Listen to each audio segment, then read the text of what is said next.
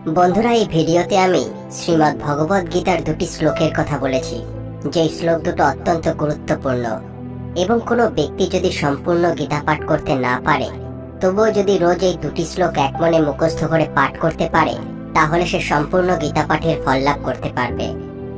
এই দুটো অত্যন্ত গুরুত্বপূর্ণ শ্লোকের কথা মহাসাধক শ্রী শ্রী ঠাকুর দুর্গাপ্রসন্ন পরমহংসদেব তার এক শিষ্যকে রোজ পাঠ করতে বলেছিলেন। আসলে প্রাচীনকাল থেকে এটা প্রচলিত ছিল যে প্রতিদিন পরিবারের সকলে অল্প অল্প করে গীতা পাঠ করবে, কিন্তু সময়ের সাথে সাথে মানুষের কর্মব্যস্ততার কারণে এই গীতা পাঠের অভ্যাস মানুষের মধ্যে থেকে চলে যেতে থাকে, যেটা একদিক থেকে খুবই খারাপ। কারণ প্রতিদিন একটু হলেও গীতা পাঠ সকলের করা উচিত, কারণ গীতা পাঠের মাহাত্ম্য কখনো বলে শেষ করা যায় না। নিত্য গীতা পাঠে মানুষের সকল অমঙ্গল শ্রী ভগবানের কৃপায় নাশ হয়, মানুষের সকল সমস্যা দূর হয়, মানুষের ইহলোক ও পরলোক সুখময় হয়। গীতা পাঠে মানুষ জন্ম মৃত্যুর বন্ধন থেকে মুক্তি পায়, শ্রী ভগবানের চরণ লাভ হয়। যে যেই কামনা নিয়ে গীতা পাঠ করে তার সেই কামনাই শ্রী ভগবানের কৃপায় পূর্ণ হয়। তাই নিয়মিত অল্প হলেও গীতা পাঠ আমাদের প্রত্যেকের করা উচিত। কিন্তু যদি আমরা কর্মব্যস্ততার কারণে সময় না পাই, তাহলে কোন দুটো শ্লোক আমাদের নিয়মিত পাঠ করা উচিত, চলুন এই ভিডিওতে জেনে নেওয়া যাক। শ্রী শ্রী ঠাকুর দুর্গাপ্রসন্ন পরমহংসদেব এই দুটি শ্লোকের কথা তার এক শিষ্যকে বলেন, এবং কেন বলেন সেটা একবার এক মনে শুনুন। একদিন কথা প্রসঙ্গে শ্রী শ্রী ঠাকুর তার এক শিষ্যকে বললেন, রোজ একটু গীতা পাঠ করিও।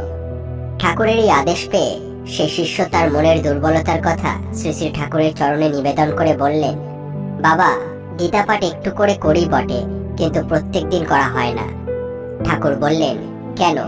উত্তরে শিষ্য বললেন, হয়তো ডিউটি করতে কোথাও গেলাম, রাতে আর বাসায় ফেরার সময় পেলাম না, আবার পরের দিন ডিউটি করে বাসায় ফিরলাম। অনেক সময় গীতার সঙ্গে থাকে না, তাই পাঠও করা হয় না। কয়েকটা শ্লোক মুখস্থ আছে, রোজ তাই একটু পাঠ করি, আপনি তো সবই জানেন। শ্রী শ্রী ঠাকুর বললেন, দুইটা শ্লোক মুখস্থ করে নিবা, গীতা যেখানে সঙ্গে থাকবে না, এই দুইটা শ্লোক পাঠ করবা। উত্তরে শিষ্য বললেন, বাবা, আমি তো কয়েকটা শ্লোক রোজই পাঠ করি। শ্রী শ্রী ঠাকুর বললেন, ওতে কিছু হবে না। গীতার প্রথম অধ্যায় প্রথম শ্লোক, ধর্মক্ষেত্রে কুরুক্ষেত্রে সমাবেতা যুযুৎসবা মামাকা পাণ্ডবাশ্চৈব কিম কুর্বত সঞ্জয়া। তাহলে প্রথম যে শ্লোকটি আপনারা পাঠ করবেন সেটি হলো এই শ্লোকটি।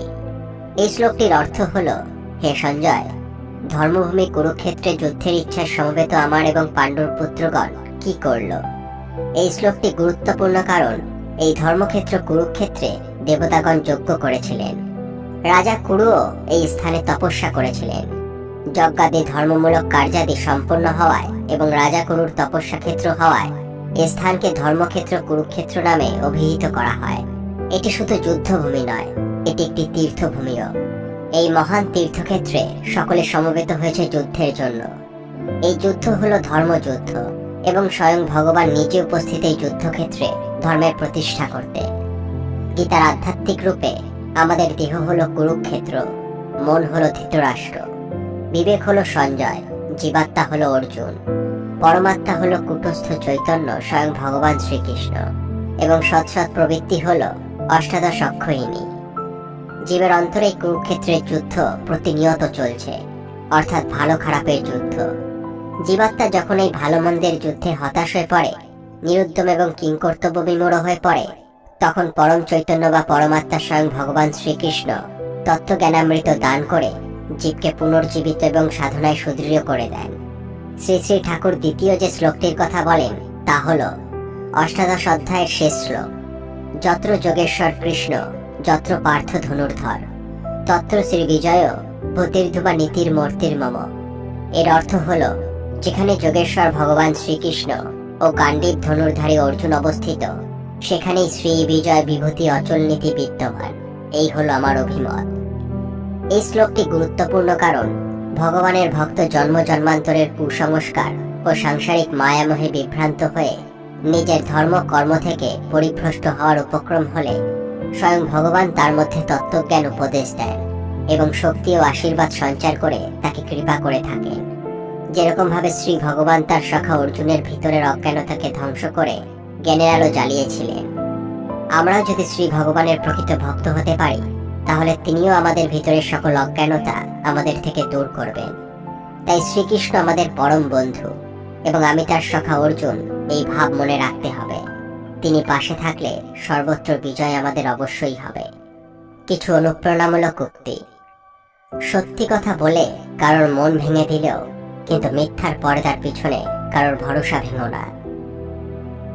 দুঃখ জীবনে এই কারণেই আসে যাতে আমরা সুখের মাহাত্ম্য বুঝতে পারি। প্রতিটা কষ্ট শিক্ষা দেয়, আর শিক্ষা মানুষকে বদলে দেয়। অনেক একা হয় সেই সব মানুষ যারা নিজে রেগে গিয়ে নিজেই মানিয়ে নেয়। মন থেকে সুন্দর মানুষ ভাগ্যবান মানুষরাই তাদের জীবনে পায়। মানুষের স্বভাবটাই এমন যে ভালোবাসা না পেলে তার ধৈর্য ধরে না, আর যদি পেয়ে যায় তাহলে তার কদর করে না। তুমি চেয়েও তোমার প্রতি লোকের ধারণা কখনো বদলাতে পারবে না। এই জন্য শান্তির সাথে নিজের জীবনে বাঁচো এবং খুশি থাকো। না বন্ধু বড়, না তো ভালোবাসা বড়। যেই মুশকিল পরিস্থিতিতে সাথে থাকে সেই মানুষটাই বড়। যদি তুমি সাথে থাকতে না পারো তাহলে না চাইতেই সান্ত্বনা বা পরামর্শও দিও না। যদি তুমি তোমার জীবনের কোনো লক্ষ্য খুঁজে না পাও তাহলে তুমি কেবল খুশি থাকা শেখো।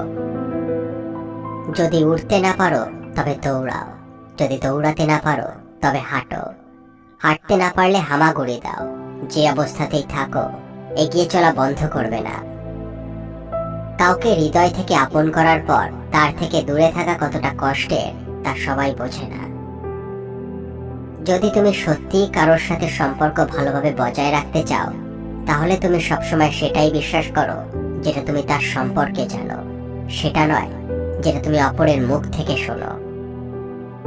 ভালো লোকের পরিচয় হচ্ছে তারা সবসময় অঙ্গীকার রক্ষা করে, পক্ষান্তরে মন্দ লোকের অঙ্গীকার সবসময় অশান্তির কারণ হয়। দেখতে ভালো হলেই ভালো মানুষ হওয়া যায় না। ভালো মানুষ হতে হলে ভালো একটা মনের দরকার হয়। অর্থ ব্যয় করা অর্থ উপার্জনের তুলনায় অনেক বেশি কঠিন। যারা ছোট ছোট বিষয়ে কান্না করে ফেলে তারা দুর্বল নয়, বরং তারা পরিষ্কার মনের মানুষ। জীবনে হয়তো অনেক কিছু পেয়ে যাব, কিন্তু হারিয়ে যাওয়া দিনগুলো কোনোদিন খুঁজে পাবো না। ভালোবাসা কথাটা বলা যতটা সহজ, ভালোবাসার পথটা অতটাও সহজ নয়। তাই তো অধিকাংশ ক্ষেত্রেই ভালোবাসার পথে ভালোবাসার মানুষটাকে পাওয়া যায় না। কেউ কেউ খাওয়ার প্রতি এতটাই শৌখিন হয় যে তার অন্যদের খুশিও খেয়ে ফেলতে পারে। জীবনে অনেক ওঠাপড়ার পরেও যদি কোনো মানুষ তোমাকে ছেড়ে না চলে যায় তাহলে সেই মানুষটার কদর সবসময় করো।